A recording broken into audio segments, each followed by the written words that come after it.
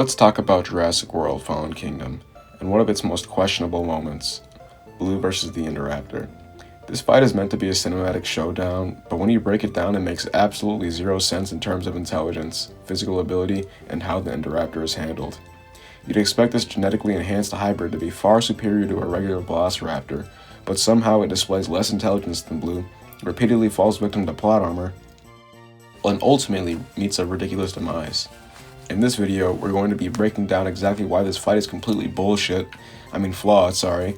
We'll cover the Indoraptor's supposed intelligence versus what's shown, and how it gets nerfed for the sake of plot, and why Blue's awareness outshining the Indoraptor is absolutely absurd.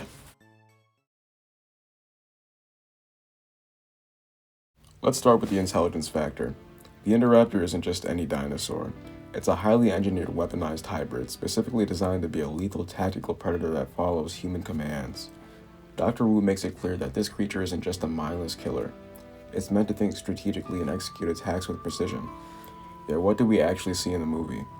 The Indoraptor acts like a brainless monster halfway into the movie. Instead of using its environment, setting traps, or outsmarting its prey, it behaves more like a generic movie monster, constantly charging into situations without any real strategy. Compare this to Blue, a normal velociraptor trained by Owen. Blue doesn't have any genetic modifications as far as I know to increase intelligence, yet she shows more awareness, adaptability, and caution than the supposedly inferior Indoraptor. Superior. I would have thought it was inferior because it's not that smart in the movie. Think about that for a second. A regular raptor is outsmarting a hybrid that was literally built to be smarter. That alone should tell you how much they dumbed down the Indoraptor just to make this fight happen.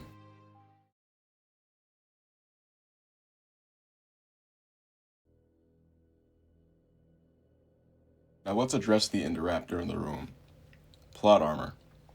Throughout the film, the Indoraptor is shown as an unstoppable killing machine. It effortlessly slaughters mercenaries, shrugs off bullets, and toys with its prey before attacking.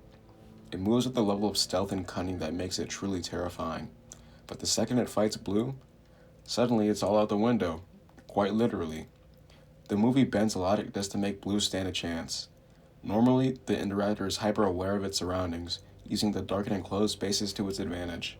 But when fighting Blue, superior strength loses all sense of strategy. It just fights like a wild animal. It doesn't try to use its larger size. Despite being designed for tactical efficiency, let's not forget how much punishment it takes.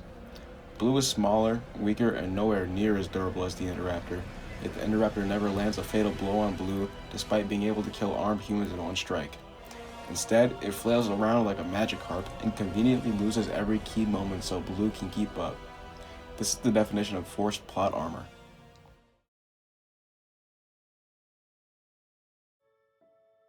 One of the most insulting parts of this fight is how the Indoraptor dies in the dumbest way possible.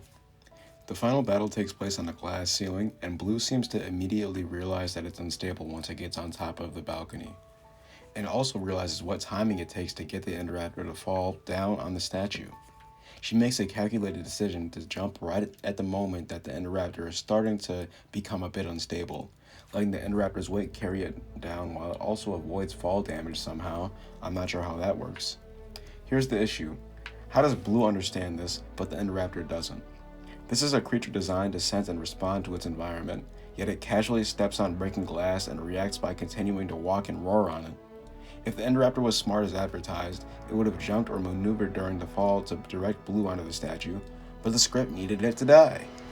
And that's what happened.